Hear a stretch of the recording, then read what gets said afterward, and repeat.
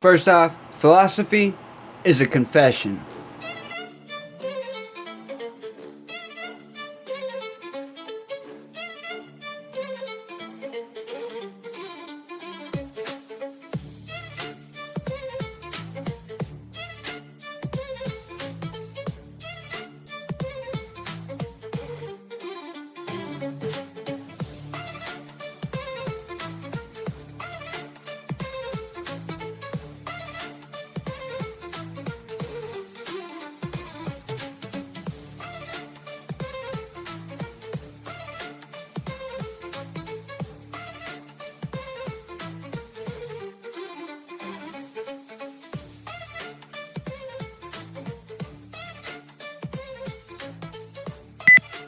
The great Tao flows everywhere, both to the left and to the right.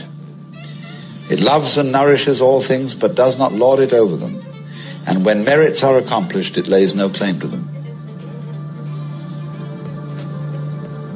The more, therefore, you relinquish power, trust others,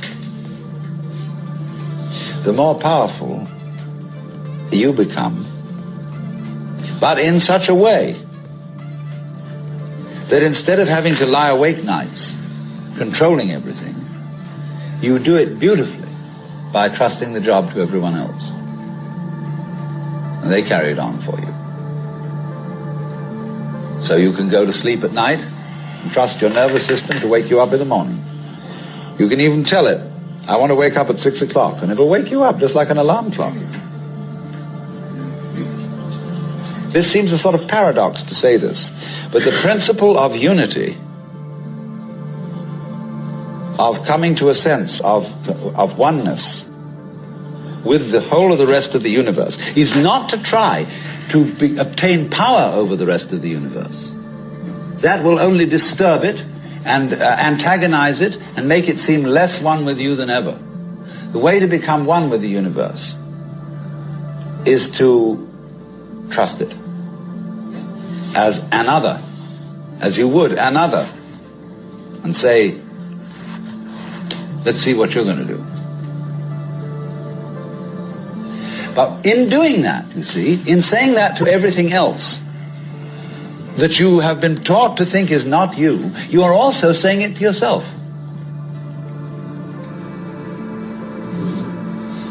Because finally, as I pointed out, you do not know where your decisions come from. They pop up like hiccups. And when you make a decision, people have a great deal of anxiety about making decisions. There's this guy farmer, who ordered a help man come in and found he was an extraordinarily efficient worker, because the first day he put him on sawing logs. And he sawed more logs than anybody had ever sawed. It was fantastic. But it was all done in one day. So the next day he put him on to mending fences. And there were all kinds of broken fences around the farm, and in one day he had the whole thing done. So he thought, what am I going to do with this guy? So he took him down into a basement and said, look, here are all the potatoes that have come in from this harvest. And I want you to sort them into 3 groups. Those that we sell, those that we use for seeding, and those that we throw away. So he left him at that. At the end of the day, the laborer came back and said, well, that's enough, mister. I quit. Oh, he said, you can't quit. I've never had such an excellent worker. I'll raise your salary. I'll do anything to keep you around here. I said, no. It's all right mending fences and chopping wood, but this potato business is decision after decision after decision after decision.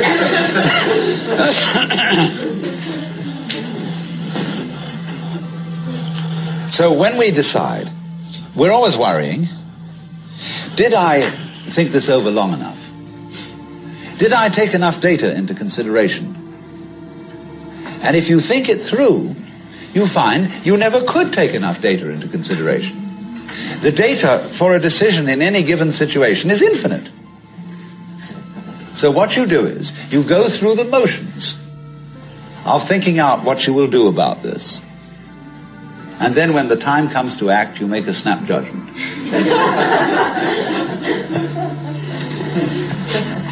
I mean, I'm speaking a little extremely, making some fun of it and so on, because after all, we do occasionally get the vague outlines of things and make a right decision on rational grounds.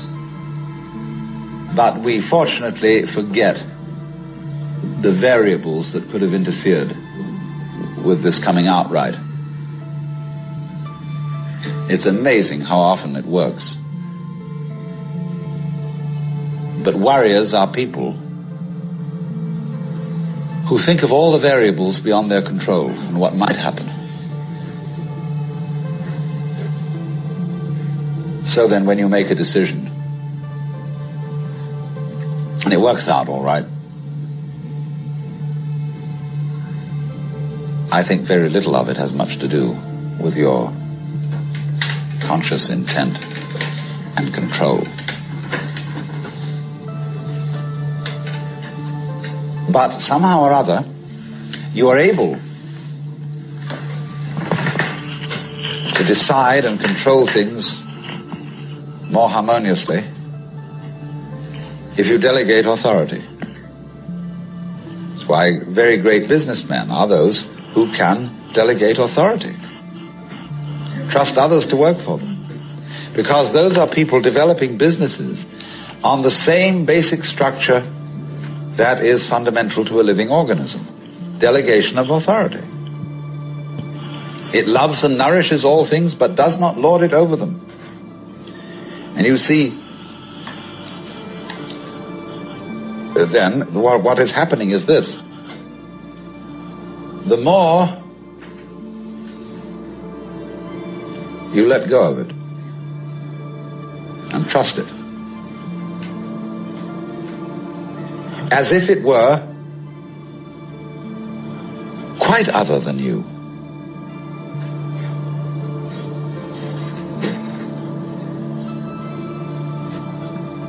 the more you realize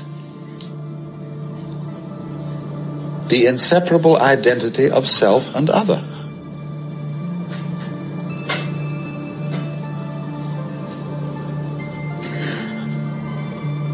To go back, if you try to find the identity of self and other by subjecting other to self, no go. If, on the other hand, you find it through giving self, that is control, over to other and trusting that, you may make a mistake. You may make a bad gamble. But in the long run, you're acting on a principle which has the backing of evolution. This is the way biological evolution goes on. Constant delegation of authority.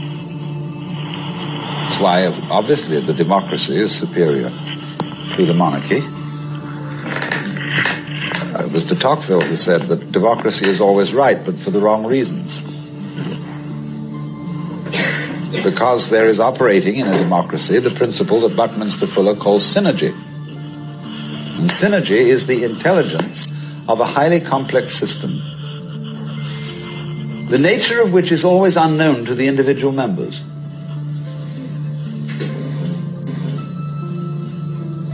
Because that goes back again to this point, that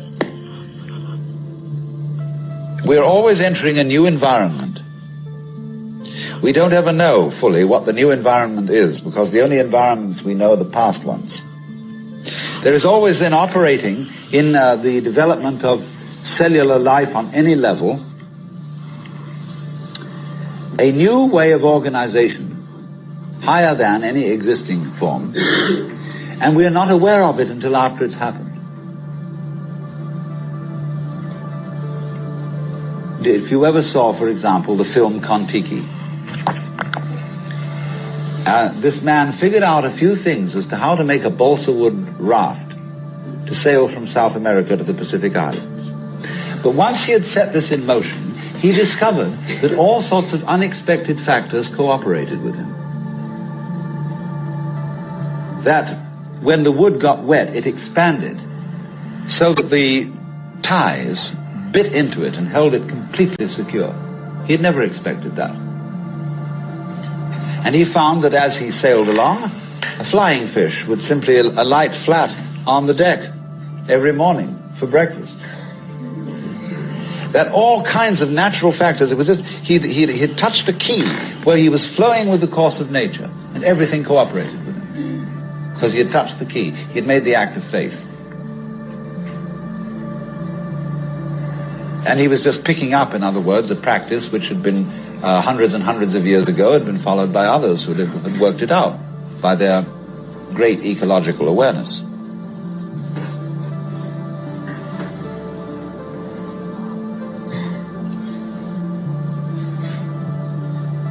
So we do come out of this way of thinking to something which has, I would say, the most enormously creative and revolutionary social consequences.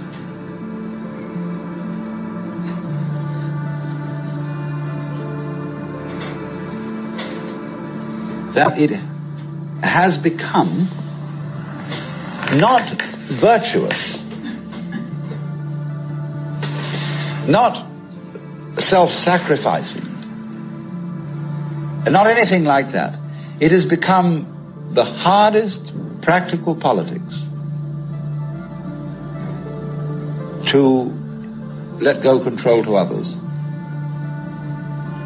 to give up trying to dominate the scene.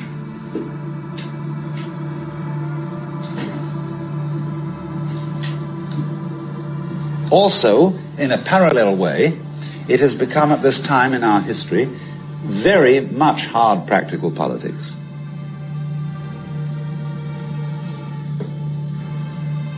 To learn how to enjoy ourselves. You can go to the Protestant people with their Protestant ethic who are against this kind of thing, and now say to them with great glee, it is your solemn duty to learn how to enjoy yourself. Why? Because in an age of leisure, people have really got to know how to enjoy themselves. Because if they don't, they'll smash the whole future of the human race.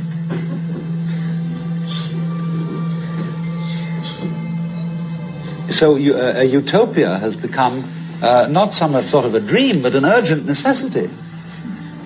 We can't do without it. Because if we try to do without it, what's going to happen is that we are going to terminate our race in a mutual massacre of scapegoats.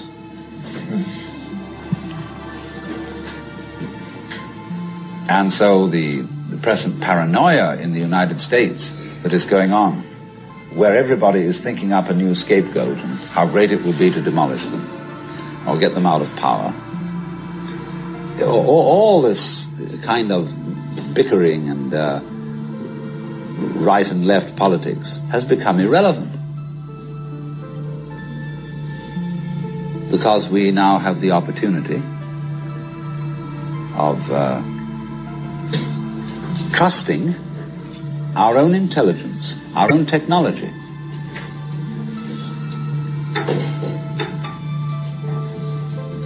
to take the risk of doing what we want, which will work to the extent that we realize that what I want, basically, what I really want is what you want. And I don't know what you want. It surprised me.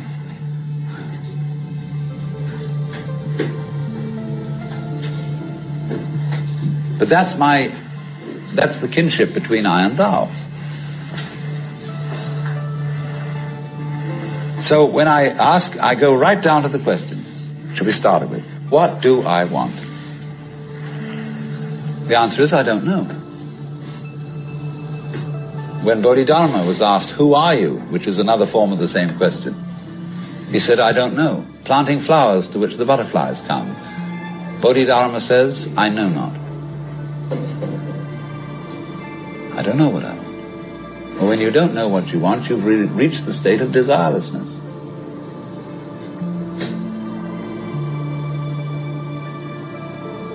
when you really don't know.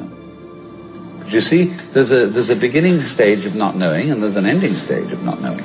In the beginning stage, you don't know what you want because you haven't thought about it, or you've only thought superficially. And then when somebody forces you to think about it and go through and say, yeah, I think I'd like this, I think I'd like that, I think I'd like the other, there's the middle stage. Then you get beyond that. Say, is that what I really want? In the end you say, no, I don't think that's it. I might be satisfied with it for a while, and I wouldn't turn my nose up at it, but it's not really what I want. Why don't you really know what you want? Two reasons that you don't really know what you want. Number one, you have it. Number two, you don't know yourself, because you never can. The Godhead is never an object of its own knowledge. Just as a knife doesn't cut itself, fire doesn't burn itself, light doesn't illumine itself. It's always an endless mystery to itself. I don't know. And this I don't know, uttered in the infinite interior of the spirit,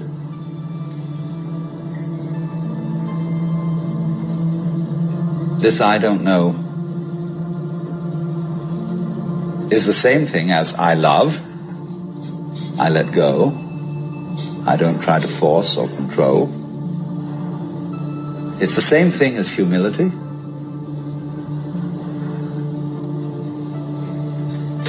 And so the Upanishads say, if you think that you understand Brahman, you do not understand, and you have yet to be instructed further. If you know that you do not understand, then you truly understand. For the Brahman is unknown to those who know it, and known to those who know it not.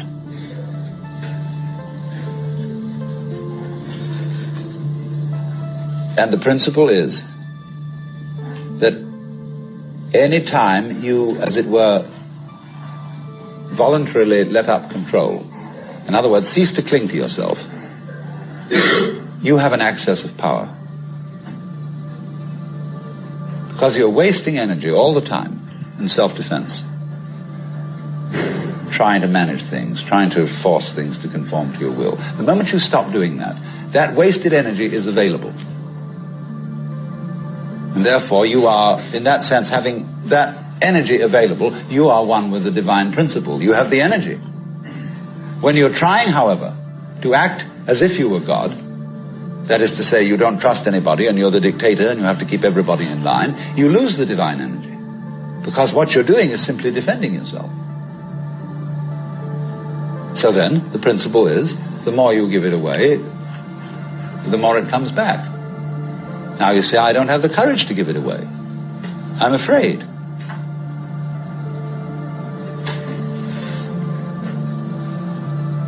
And you can only overcome that by realizing you better give it away, because there's no way of holding on to it. The meaning of the fact, you see, that everything is dissolving constantly, that we're all falling apart, we're all in a process of constant death, and that the world we hope men set their hearts upon turns ashes, or it prospers, and like snow upon the desert's dusty face, lighting a little hour or two is gone. You know, all that Omar Khayyam jazz. You know, the cloud-capped towers, the gorgeous palaces, the great globe itself, I, all which it inherits, shall dissolve, and like this insubstantial pageant faded, leave not a rack behind. All falling apart. Everything is. That's the great assistance to you.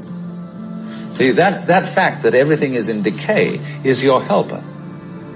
That is allowing you that you don't have to let go, because there's nothing to hold on to. It's achieved for you, in other words, by the process of nature. So once you see that you just don't have a prayer, and it's all washed up, and that you will vanish and leave not a rack behind, and you really get with that, suddenly you find you have the power, this enormous access of energy. But it's not power that came to you because you grabbed it came in entirely the opposite way. And power that comes to you in that opposite way is power with which you can be trusted. Of course, what we've been talking about is not so much a set of ideas as an experience, or shall we say experiencing. And this kind of seminar, in comparison with encounter groups or workshops of various kinds, or experiments in sensory awareness, is now being called a conceptual seminar. Although I'm not talking about concepts.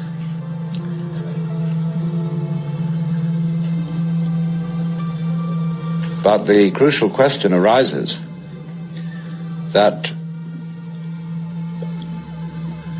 an understanding, a real feeling understanding of the polar relationship between the individual and the world is something that operates, as we say, in your bones, and isn't just a view that you hold or a belief that you hold. It's so curious that the emphasis of the Western tradition in religion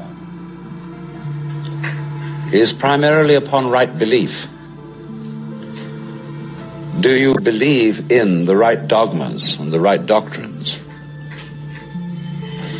And only secondarily upon right action. Because what you believe is, in Christianity at any rate, far more important than what you do. Because one is saved through faith, not by works. And early in its history, the Christian church rejected the movement in the church which had been known as Gnosticism, from the Greek gnosis, which means knowledge. And in a way, there were some sound reasons for doing so. Because the Gnostics were what I would call anti-materialists. They divided human beings into three classes that were called, respectively, pneumatic, psychic, and hylic. The last one being H-Y-L-I-C, from the Greek hyli, or they would call it now Ili, meaning wood. So the people were spiritual, psychological, and wooden. And that is to say, the wooden people were those most absorbed in materiality and most closely identified with their bodies. And Orthodox Christianity rejected this sort of distinction because of the perfectly correct idea that material existence is not inconsistent with spirituality. This is something which most Christians have forgotten. But they do believe as the central principle of Christianity in what's called the incarnation. That in the Jesus of Nazareth, Almighty God did in fact become material, become human. And by this process initiated a transformation of the cosmos. In the words of Saint Athanasius, God became man that man might become God. And you don't hear that from the pulpit very often. The Christian church therefore emphasized pistis, or faith, as against gnosis, or knowledge. Because they said you can never know God. God could never become an object of knowledge. And in this funny roundabout way, the Christian theologians were saying exactly the same thing as the Hindus. Only the Hindus do call this knowledge of God through faith, they call it jnana, which is the same as the Greek word gnosis. But just to give you a little sidelight on how words get mixed up in their meanings, we now have a class of person called an agnostic.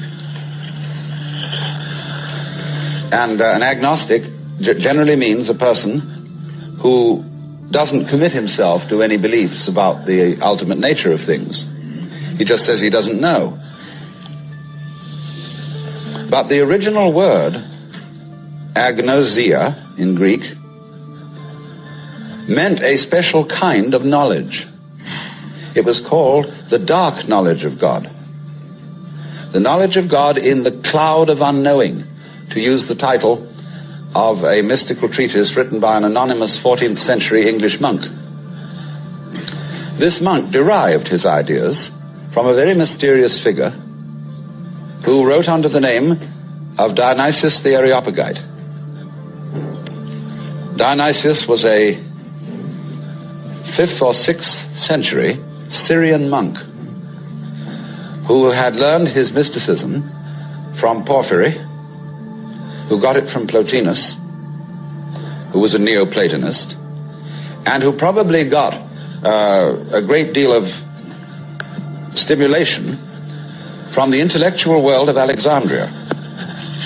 And Alexandria, in the early years of the Christian era, was a tremendous exchange place between East and West.